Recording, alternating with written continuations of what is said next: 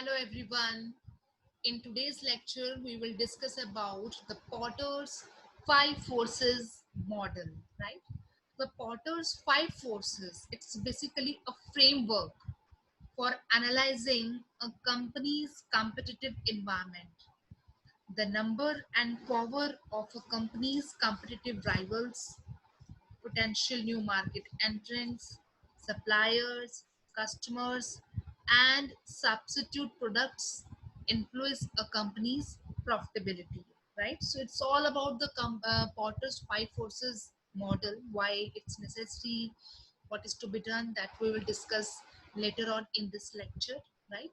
So Potter's five forces competitive advantage, it's also known as. So Potter's five forces of comparative position analysis, it was basically developed in 1979 by the Michael E. Potter of the Harvard Business School, and he has developed a simple framework for assessing, for evaluating the competitive strength and the competitive position of a business organization. So in its five forces model, no doubt he has or represented the five forces, which you can see here in my next slide, which I'm showing here. You can see. So in this, you can see there are five forces, right? So the first force is, you can see, the threat of new entrants. Second force is bargaining power of buyers. Third is threat of substitute products. Fourth is bargaining power of suppliers. And fifth is rivalry among the existing competitors. Right? So move towards the first point. It's quite interesting. The threat of new entrants. So the new entrants means what are the new competitors entering in your current list. So it is very much important to see, to consider by any organization, that if they are entering, what are their existing competitors.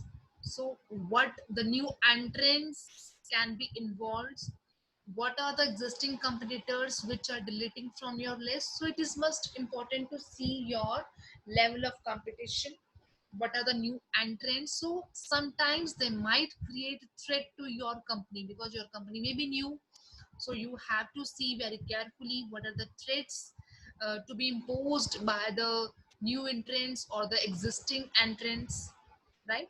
So the first, here you can see the barriers to the entry. Barriers to the entry means sometimes you have created such kind of product that it is creating a barrier towards the entry, towards the new product, or barriers to the entry means, like suppose you have to take a lessons before entering in the market, so it proves as a barrier.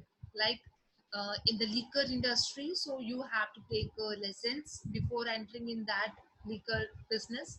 So in the explosive material, you have to take a lessons before entering in there, so it's like a barrier to your entry, right? So economies of scale sometimes can be barrier. Like economies of scale you have to follow, sometimes it can be a threat for the new entrant. Third is brand loyalty. Sometimes the customer becomes so loyal towards existing product, so it creates like always a threat for you, that it may mold towards you or it may not mold towards you, right? Means brand loyalty may also, treat it as a threat for the new entrant. Like customer may get attracted towards your product, may not. If it is brand loyal towards iPhone, so how can he get the Samsung, or how can he get the other Android features or other Android mobile phones? So it may not entertain by the Android features, so he has to buy the iPhone because it is always brand loyal towards the iPhone, right? Second is capital requirement. Sometimes it is also creating as a barrier or a threat towards a new entrants. Sometimes the capital requirements are so large, sometimes fresh investment, initial setup cost is very high. So it always create like a threat for the new entrants if the capital requirements are so large and you have to meet out and you have to cope up with that. And next is cumulative experience. Sometimes your new company requires some cumulative experience. Sometimes it is said that, or some great scholars have said that, if the organization is old, it means that the organization has absorbed all the threats. जैसे जैसे as बढ़ती जाती है तो experience भी बढ़ता जाता है, सो cumulative experience is like that, right? So the next is government policies. So sometimes your government policies may also create a threat for you, for the new entrants. Like पहले जो enter कर गए लेकिन अब जो enter करेंगे they have to follow some strict norms, strict procedures, strict policies, right? So next is access to distribution channels. Sometimes access towards a distribution channel is always creating like a threat for the new entrants also. Okay, there are few companies which are not following in distribution channel, but they are earning very high. So sometimes access towards the distribution channel may also treated as a threat for the new entrants. Switching cost. Switching cost means if you are mobilizing your resources or you are shifting from here to there, so such kind of switch cost always, sometimes treated as a threat. And the second is here you can see bargaining power of buyers. It depends upon the number of customers, right? What happens if the number of customers are large? So their bargaining power becomes suppressed. Like, suppose there is a shop, and in that shop there are many buyers, uh, there are many customers who are waiting in a queue to get the product. So here, you cannot bargain high because your size is very large. But if the customers are few, so their bargaining power towards supplier may get high. Getting my point? So the number of customers, attention to be paid in that also. Size of each customer order always forcing towards a bargaining power of buyers. Sometimes what happen if your size of the order is very large, so you can bargain high. It happens that अगर आपका order का size बड़ा है तो आपका naturally supplier का marginal profit कम हो जाता है, तो उस केस में you can say that the size of your order may leads towards the bargaining power, right? Next is difference between competitors. What happens sometimes the differences between the competitors may lead towards a bargaining power of buyers, right? Next is price sensitivity. Sometimes products are of very price sensitive, so you cannot bargain with that. Like MRP is written, you have to pay that. Next is buyer's ability to substitute. Sometimes what happens if the substitutes are available, and very definitely it happens that of course the buyer will move, he has ability to move from here to there because of substitute products. So the bargaining power of buyers becomes high if there are substitutes available in the market, right? So next is buyers information availability. What happens, see carefully, listen. If the tickets suppose available online are cheap, and if you buy the tickets from the box by going, right, and you are physically buying the tickets, you are manually buying the tickets, but they are pricing very high. But if you are buying through online module on the online criteria, but you are buying at a very cheaper rates, so this kind of information availability regarding the buyers, so their power becomes high. Getting it? Suppose like airline tickets, you have to buy online. So sometimes from website to website, from channel to channel, from supplier to supplier, from website to website, the rates may differ from one to others, right? So if the buyer is having much information regarding the online modules, regarding the online sites. So this kind of information, if it is available with the buyer, so their bargaining power may become high, right? Switching cost. So if the substitutes are available, and many competitors are available for the same product, so undoubtedly the buyer may switch from here to there, from one to other competitor. So we have to see these points very carefully regarding the bargaining power of buyers. Next is the bargaining power of suppliers, right? So the same happens if there are few suppliers, their bargaining power doesn't matter much. But if the suppliers are few and the company has to see that, uh, has to procure few raw material, some raw material from one or two supplier, so they cannot bargain, right? Because only few, one or two suppliers are available, so the bargaining cannot be done. Like in the airways, uh, the Boeing company is there to supply the products to the airways.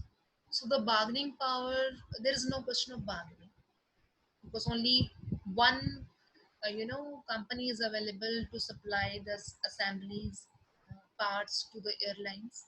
So the bargaining power doesn't matter a lot, because there are few supplier or there is none supplier. Only one supplier is available. So number and size of suppliers to be seen if we have to see the bargaining power, right? And second is uniqueness of each supplier's product.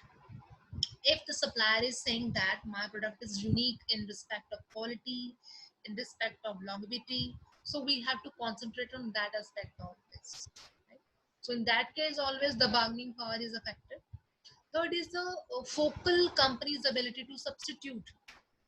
If your focus of the company is you are able to substitute from here to there, so naturally the bargaining power of suppliers will get affected in the same manner, right?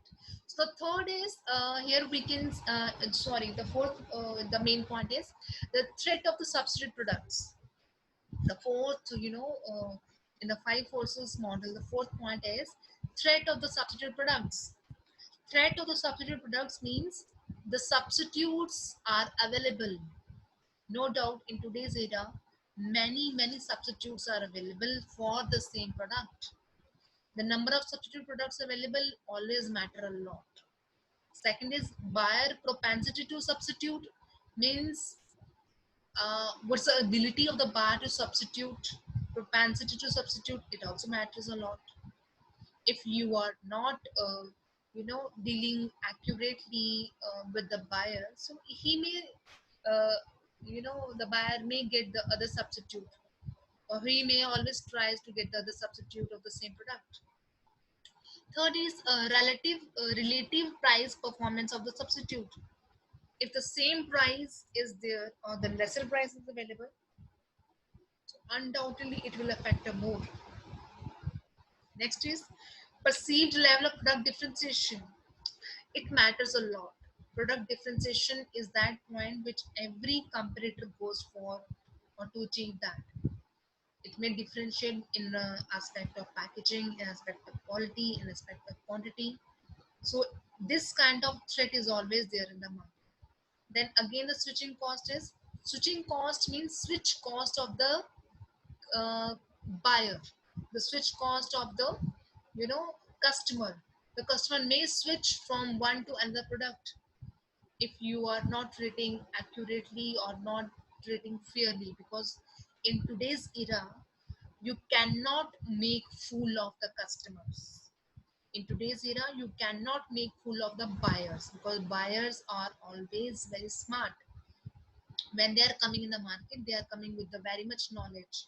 They are coming with the knowledge of the prices, they are coming with the knowledge of product differentiation, they are coming with the knowledge of online availability also.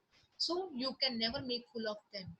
But what you can do, the buyer, if the buyers are smart enough, so what the supplier can do, they can adjust their prices, they can adjust their dealing with the same buyers, right?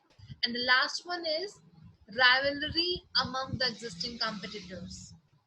So it depends what number of competitors are present in the market, right?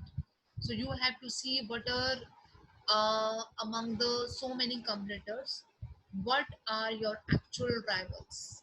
So number of competitors are how many, diversity of competitors, so how diverse they are. I mean, either they are focusing on 1 to 2 products like you are dealing, or they are dealing in the diverse kind of situations. The next is industry concentration. Industry concentration means either the industry is concentrated towards a few products, or either the industry is concentrated towards many products. Next is industry growth, like in COVID-19, especially the communication sector is growing a lot. Here you can see the education sector is, harming a lot. They are facing many challenges. Manufacturing sector, small retailers, big malls, even more Bollywood. In every field, they are facing, the time is very challenging. But in the same way, the IT business is growing a lot, especially the internet, the IT professionals, and in the coming, time, their demand may get all, their demand may get. So this is the industry growth we have to see. Next is quality differences. So always you have to see the quality differences. What are the plus points available in your competitors? What are the negative points available in your competitors? No doubt you have to see the brand loyalty. No doubt you have to see the barriers to exit. You have to see again the switching cost, right? So that's all about the Potter's five forces model. Thank you so much.